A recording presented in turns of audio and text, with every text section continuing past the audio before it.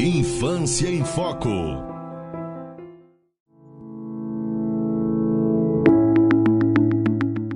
Olá a todos, estamos de volta com mais uma edição do nosso programa Infância em Foco.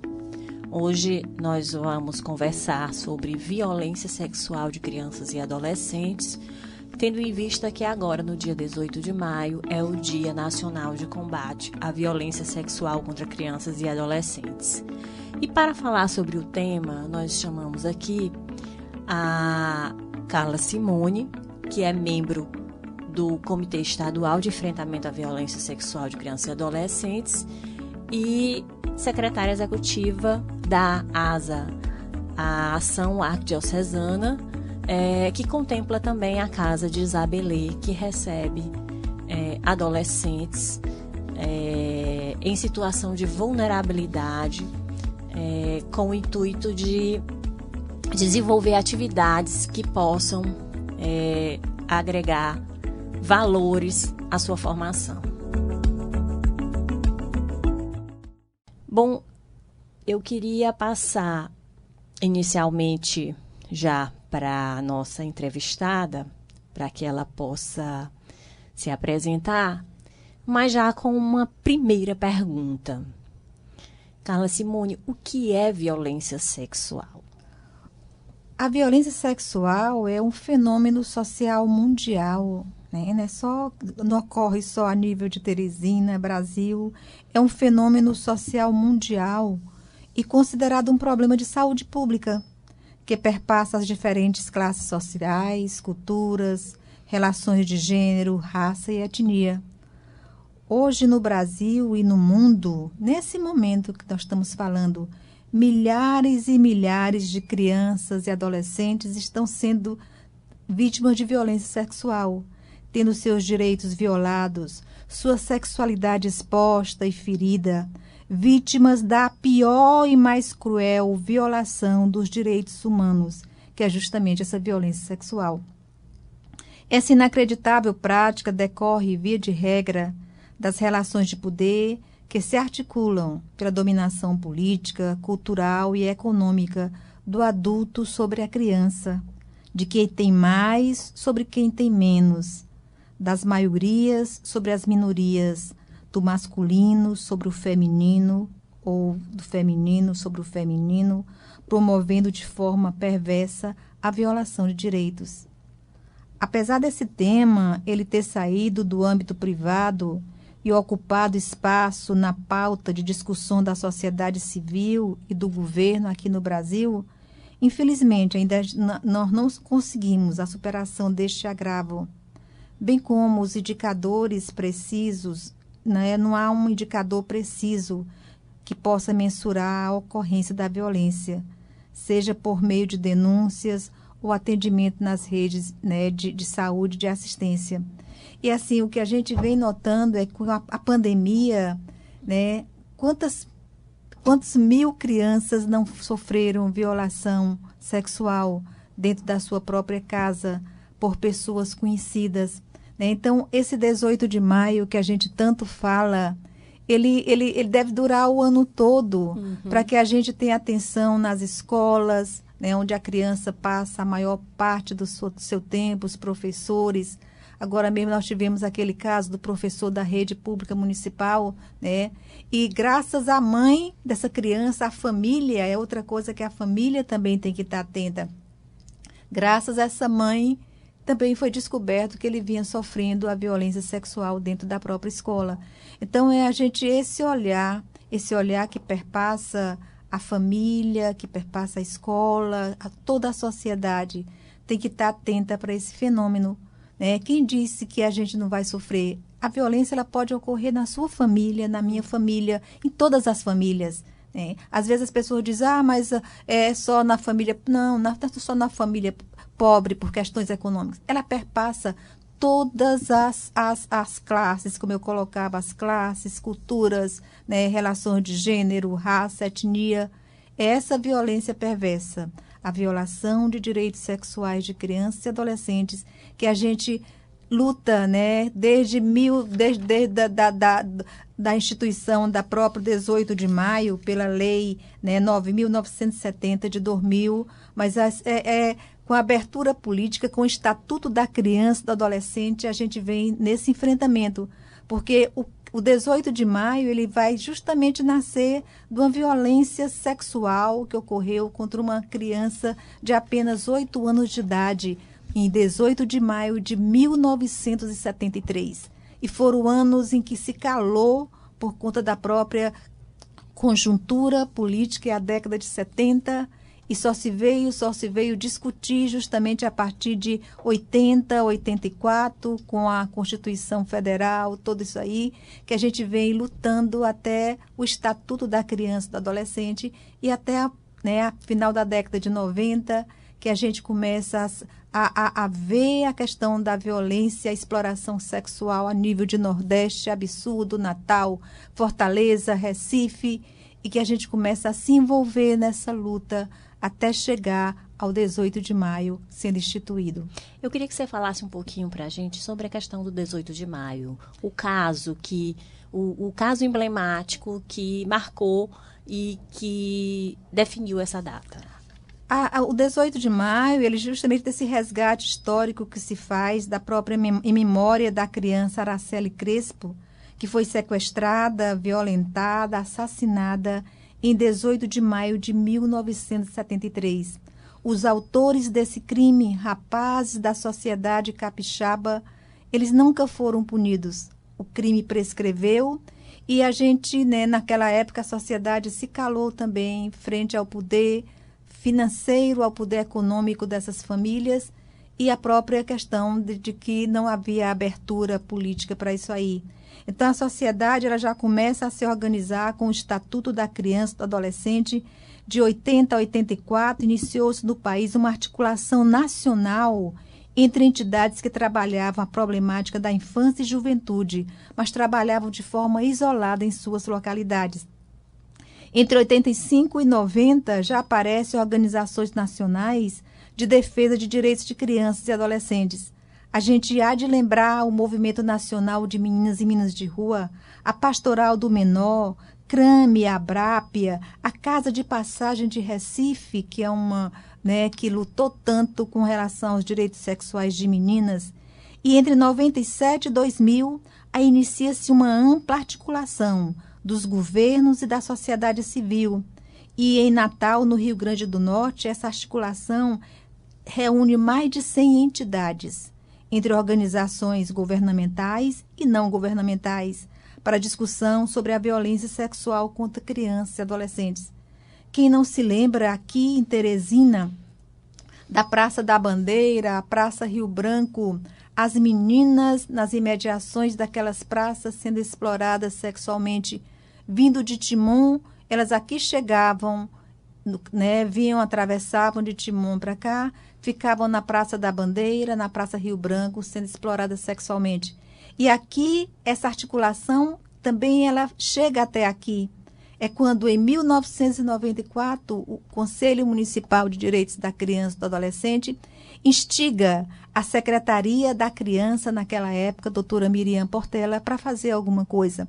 Era preciso que aquelas meninas que estavam a olhos vistos, elas não fossem mais exploradas. Elas eram exploradas duplamente. Elas eram violentadas por os meninos que estavam em situação de rua, para que, em nome de uma proteção, para que elas fossem protegidas dentro da rua, mas, ao mesmo tempo, elas eram violentadas pelos adultos que circulavam livremente pela Praça Rio Branco e pela Praça da Bandeira. E ali, então, começa uma luta atrás de recursos. A ASA, nesse momento, ela tinha a Pastoral do Menor, e através disso aí nós tínhamos uma casa, que eram os folcolares, a Casa Maria Menina, que estava bem no foco da Praça da Costa e Silva, que era um dos pontos também de exploração sexual.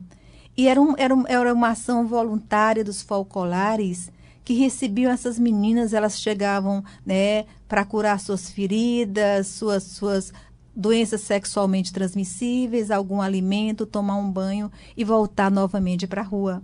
1994. Então, a ASA também é instigada, né, a fazer alguma coisa. Então, juntamente com o poder público, a gente começa a procura de financiamento. E veio, então, o financiamento do Banco Interamericano de Desenvolvimento, o BID, e de 94 a 96 se preparou, né, a ASA se preparou para receber a proposta, para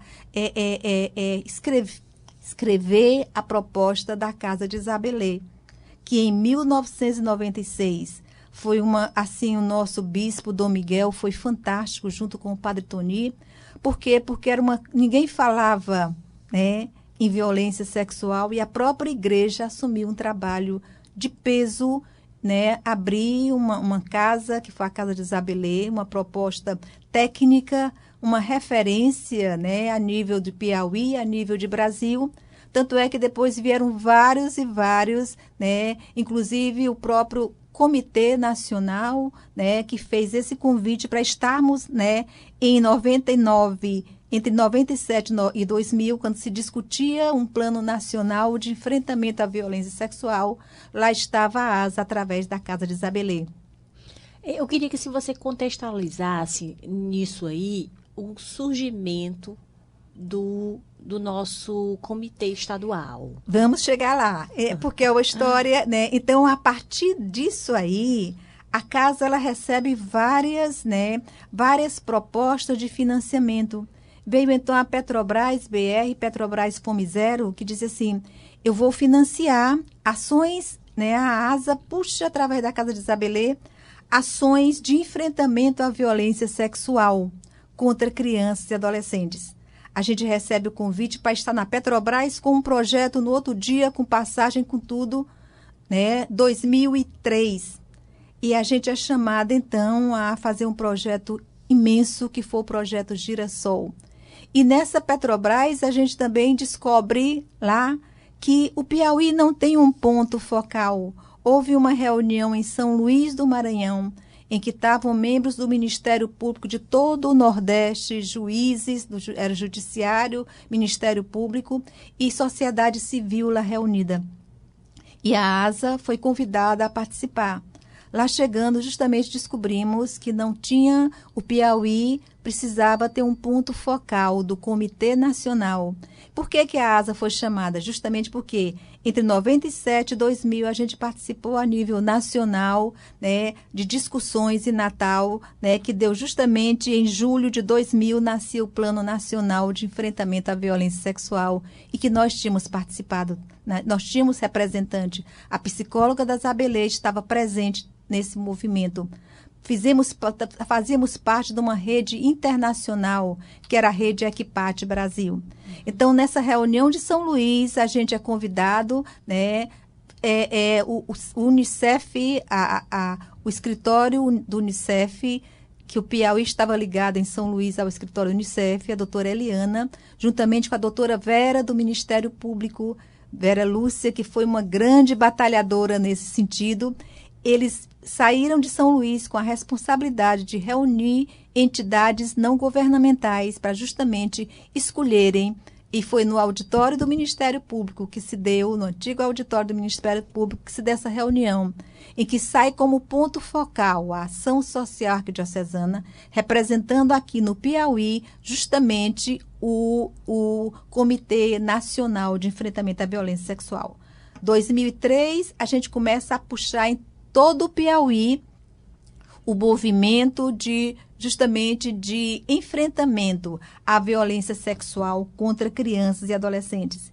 E em 2008, a gente consegue, em 2007, publicizar. Aí vem o projeto Girassol da ASA, que puxou as ações desse comitê. Em todo o Piauí, foram mais de 158 municípios dos 224, que fomos diversas vezes, né, os técnicos de toda a rede, porque esse comitê, ele tem uma rede formada por entidades governamentais e não governamentais.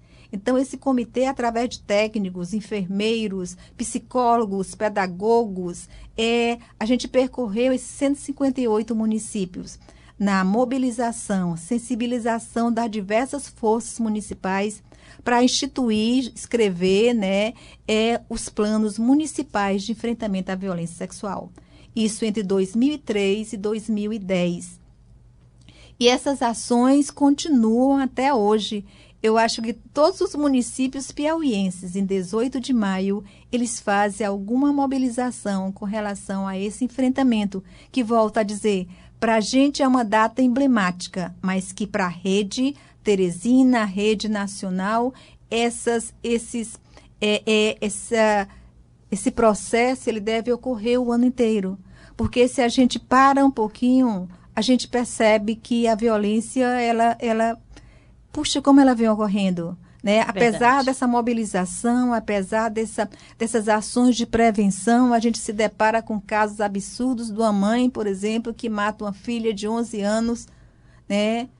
Que estava sofrendo violência sexual do companheiro da mãe, e a mãe não consegue perceber esse sofrimento e mata a filha de socos e pontapés. Então, é preciso que a gente, cada dia, né, esse 18 de maio, ele se multiplique pelo ano inteiro. E aí esse comitê, junto com toda a rede, né, preparou ações para o 18 de maio, mas que, como a gente coloca, deve durar o ano todinho. Me diga uma coisa, hoje o comitê do qual você faz parte, como é que ele vem funcionando? Quais são as atividades que ele vem desenvolvendo no âmbito do estado do Piauí? O comitê, ele hoje, ele está mais a nível de Teresina, embora a gente tenha, né? A gente se coloca, principalmente pelo 18 de maio, ele é bastante procurado pelos municípios, mas cada município já consegue, né, caminhar por conta própria. Antigamente o comitê, a gente mandava pessoas para os outros municípios. Eu mesmo cheguei aí várias vezes para municípios que não tinham estrada. Uma vez eu vim até de ambulância na minha volta porque não tinha um carro para me trazer.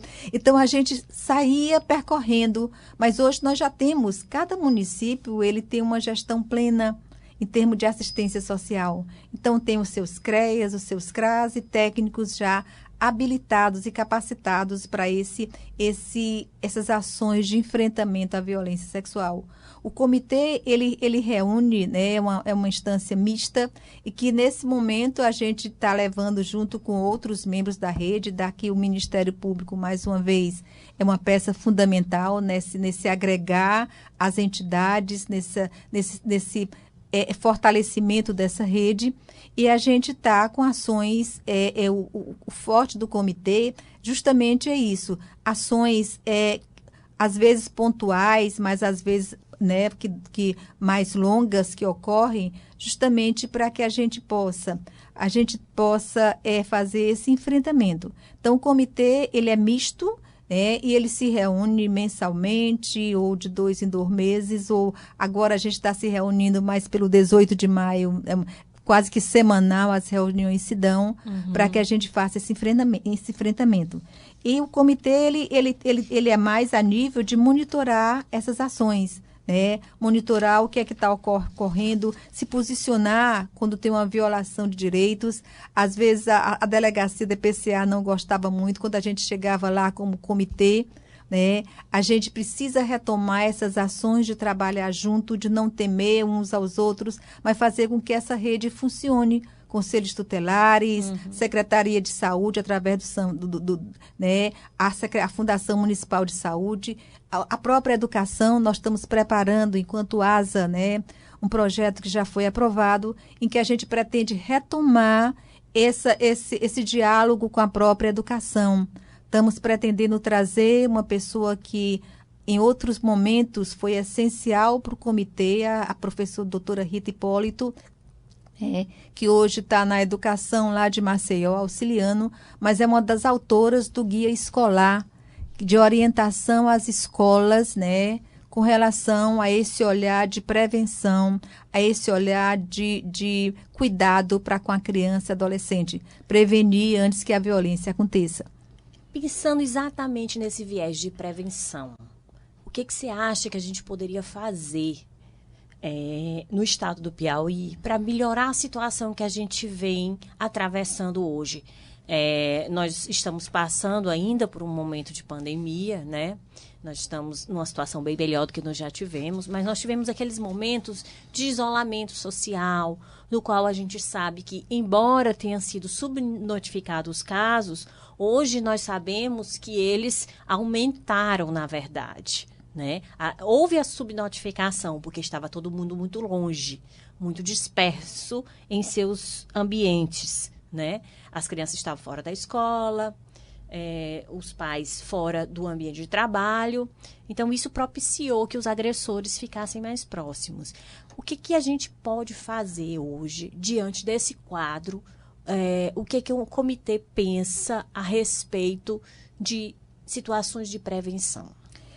Eu acho que é o que eu estava colocando, a gente, enquanto comitê, né, e a ASA particularmente, nós estamos tentando, nesse momento, fazer ações de mobilização maior, de capacitação, embora isso tem que ser contínuo. A gente já fez, foram vários professores da rede pública estadual e municipal, nesses 158 municípios que nós percorremos.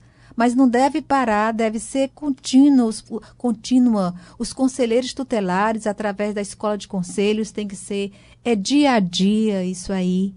Faz parte. Esse olhar de prevenção, ela se dá dentro da família, os pais, a mãe, que às vezes é conivente, coloca o companheiro dentro de casa, o companheiro abusa da filha, do filho. É preciso também que se diga que não é só a gente, quando diz a criança foi abusada, pensa só que é a menina. Mas ocorre também com o menino, e isso é contínuo também. Isso, por preconceito, por tudo isso aí, é silenciado. Então, é preciso que a gente quebre esse silêncio. Mais do que nunca, nós não podemos, enquanto sociedade, enquanto escola, e aí vem aquele caso da escola municipal, que teve uma outra professora que estava sabendo e silenciou. É preciso coragem, que, como eu coloco, isso pode acontecer na sua família, na minha família. Então, é preciso que a gente quebre esse muro do silêncio. Por muitos e muitos anos, o Comitê Nacional, o Comitê Piauiense, todos os comitês, no nosso mote era esse, quebrar o muro do silêncio. Pensávamos que tivéssemos quebrado, mas precisamos de novo bater na tecla, quebrar o muro do silêncio, quebrar o muro da conivência. A gente tem diversos mecanismos de denúncia, não custa nada. O Disque 100 está aí, ele funciona. Aqui, a nível local, os conselhos tutelares funcionam, o Ministério Público funciona, a diretoria da escola funciona. Não há mais razão para a gente silenciar. Não temos razão para silenciar. A primeira passo é esse. O outro, de novo, a gente estar sensibilizado, porque informado, eu acho que nós todos temos essa informação. Falta-nos a sensibilidade. É verdade. Tão longe de imaginar quem não tem o contato direto com uma criança que sofre o abuso sexual, a violência sexual, está longe de imaginar as sequelas deixadas. Eu costumava dizer na Zabelê, e eu, por 18 anos, coordenei aquela casa, justamente participei da implantação, quando ainda era proibido a gente falar desse assunto. 1994, tão longe de imaginar as dores que aquelas meninas traziam na alma, no corpo e na alma. Só o profissional, quantas vezes a gente não saía doente também e dizendo que não voltava mais para aquele trabalho, porque mexe com o profissional. Dizer que não dói, dói. Uma criança que é violentada na sua infância, tirada da sua infância, quantas meninas, quantas histórias eu não tenho gravada na minha memória e nos relatórios técnicos, né? E que absurdo. Para terem uma ideia, a gente chegava a ser xingada quando saímos da Zabelê. A gente chegava a ser xingada na rua, a gente tinha uma camiseta. As meninas que eram atendidas, que saíam com a farda, eram obrigadas a tirar a farda, porque senão elas eram xingadas. Que culpa tem uma criança de ser violentada? Como é que uma mãe coloca a culpa na criança, na filha, porque o companheiro abusou? Isso é falta de sensibilidade. A gente não é mais falta de informação. Não são os direitos que estão sendo violados. E um direito que é um direito a uma sexualidade sadia. Então é hora da gente abrir os olhos, professores. Rede pública de saúde, como é que um médico, uma médica, chega uma criança no seu consultório com sinais visíveis de violência sexual e você não denuncia com medo de denunciar. Não dá mais. Vocês têm um protocolo que precisa ser seguido. É importante ressaltar que o que a Carla Simone está falando é a notificação compulsória. Professores, assistência social, médicos, enfermeiros, profissionais de saúde de uma forma geral e profissionais da educação e da assistência social, eles devem preencher a ficha de notificação compulsória que se encontra no site do SINAM, né, do Ministério da Saúde, e que é um dever de todos, além do Conselho Tutelar, tomar informações, né, receber as informações desses órgãos quando fizerem a notificação compulsória. Gente, é isso, é importante demais que nós, enquanto profissionais, que nós, enquanto Estado, não só sociedade, mas nós também, enquanto Estado, nos apropriemos das nossas obrigações, né? É importante falar para a sociedade, denuncie, nós temos o Disque 100, nós temos conselhos tutelares, o Ministério Público, Vara da Infância, nós temos delegacias de polícia, denuncie. Vocês vão estar fazendo algo em prol da saúde física e mental dessas crianças. Porque, inclusive, doutora, cada instituição ou pessoa, no seu raio de ação, tem algo a contribuir na compreensão desse fenômeno. Exatamente. E na proteção de crianças, adolescentes e famílias em situação ou em risco de violência sexual. É verdade. Falar sobre o assunto é fundamental para enfrentá-lo, assim como trabalhar estratégias e políticas intersetoriais. Não adianta culpar só o governo. Porque... Não. De jeito nenhum, somos nós enquanto sociedade. Também. Exatamente. Governo, sociedade e família. Está dito lá no artigo 227 da nossa Constituição Federal. Exatamente. Né? E encerrando a nossa conversa, que poderia render muito mais, mas a gente tem um tempo limitado, eu queria que a senhora falasse um pouquinho sobre o nosso cronograma desse ano, né? Aqui em Teresina. Sim. Temos que, como eu colocava, um dos aspectos fundamentais, esse enfrentamento, ela se dá através de uma rede, né? Uhum. Então, nós tivemos no dia 5 uma live, né? A Universidade Federal do Piauí, aí vai o envolvimento da universidade nesse processo, né? Da academia, que é o que a gente lutou muito, que começasse justamente a gente, no início do movimento, a gente lutava a nível nacional, até para se instituir esse tema dentro de todas as cadeias, a grade curricular da universidade. Uhum. Seja o médico, seja o dentista, seja o advogado, tinha que estar sensibilizado para esse fenômeno. Então, a Universidade Federal, ela se propôs e né, teve uma live do Faça Bonito, em que trouxemos a doutora Denise, que é do Ministério, né, da Mulher, e que ela... Eu reconheci a doutora Denise porque era companheira das lutas, né, do Movimento Nacional de Enfrentamento à Violência Sexual, né, de longas décadas a luta dela. Então, a gente começou, a nosso pontapé foi justamente essa live que teve grande participação, em que a gente discutiu essa temática. Né, e é importante que se diga que ela está gravada, você pode acessar ela pela TV da Universidade Federal do Piauí, eu acredito que também pelo YouTube, né? Mas nós temos outros eventos. Temos, no 18 de maio, o Dia Nacional de Enfrentamento à Violência Sexual contra Crianças e Adolescentes. Lá estaremos na Frei Serafim, no cruzamento da Frei Serafim com a Rua Goiás. E, por favor, os motoristas não se zanguem, mas nós vamos estar lá, o trânsito vai ficar um pouquinho, nós não vamos distribuir o que nós distribuímos todo ano, né? Quando podia, os panfletos de advertência, era na Frei Serafim, era lá nas estradas, a polícia rodoviária, né, distribuindo, parando o motorista para dizer que, olha, vamos ficar atento para a questão da violência sexual. Então, nós vamos estar lá a partir de 7h30, numa mobilização, né, com nossas faixas, e vamos encaminhada com nossas crianças e adolescentes até o Centro Pastoral Paulo VI, para que lá também as crianças e os adolescentes deem o seu recado, em dizer assim, violência sexual, nós não mais aguentamos mais, vamos parar. E elas vão dar o seu recado de forma lúdica, né, através da música, através do teatro. Isso é o 18 de maio e no dia 22 de maio nós temos um pedal na Ponte Estaiada a partir das 16 horas. Os ciclistas, né, peguem a sua bicicleta, vamos fazer esse passeio, né, vamos dizer também não à violência sexual.